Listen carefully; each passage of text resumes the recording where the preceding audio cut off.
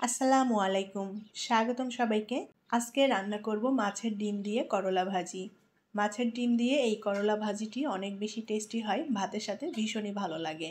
আর আমি যেভাবে করলাটা ভাজি করেছি, এভাবে ভাজি করলে করলাটা একদমই তিতা হয় না।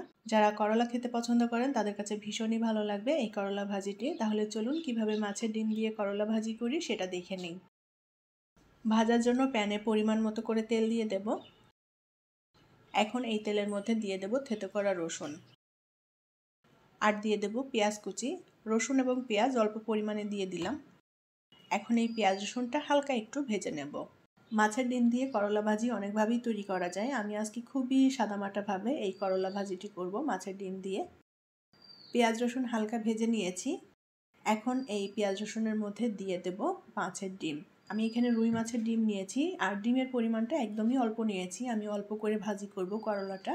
নেড়ে চেড়ে মাছের ডিমটা ভেজে নেব। এখানে যে কোনো ধরনের মাছের ডিম দিয়ে এই করলা ভাজি রান্না করে নেওয়া যায়। ভালো করে নেড়ে চেড়ে আমি মাছের ডিমটা ভেজে নেব, যেন মাছের ডিম কাঁচা না থাকে। আর মাছের ডিম আমি ছোট ছোট টুকরো করে নিয়েছি, চাইলে একদম মিহি করেও নেওয়া যাবে। অল্প আঁচে নেড়ে চেড়ে আমি ভেজে নেব। আর এভাবে মাছের ডিমটা আগে থেকে ভেজে নিলে মাছের ডিমের ফ্লেভারটাও খুবই ভালো আসবে, করলা ভাজিটি খেতেও ভালো লাগে।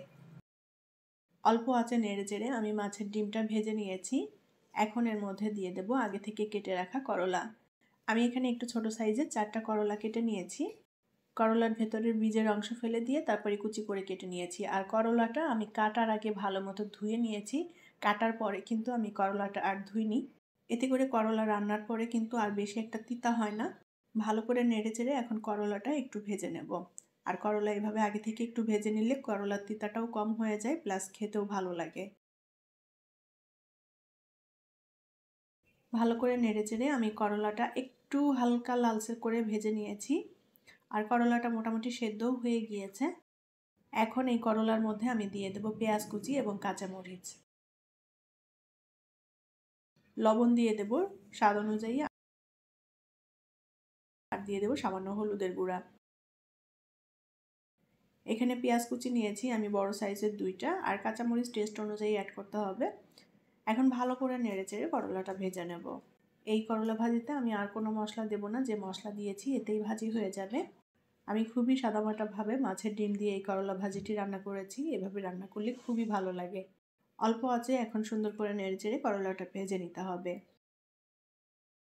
আমি করলাটা ভালো করে নেড়েচেড়ে ভেজে নিয়েছি। করলা সেদ্ধও হয়ে গিয়েছে।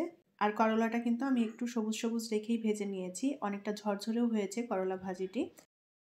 মাছের ডিম দিয়ে করলা ভাজি রান্না কমপ্লিট। এখন নামিয়ে নিয়ে পরিবেশন করব। তৈরি হয়ে গেল দারুণ মজাদার মাছের ডিম দিয়ে করলা ভাজি। সাদা ভাতের সাথে খেতে ভীষণই ভালো লাগবে। আশা করছি ভালো লেগেছে আজকের করলা ভাজি। আমার রেসিপিগুলো যদি আপনাদের কাছে ভালো লেগে থাকে, লাইক, কমেন্ট এবং শেয়ার করবেন। পরবর্তী রেসিপি দেখার আমন্ত্রণ জানিয়ে বিদায় নিচ্ছি। আল্লাহ হাফেজ।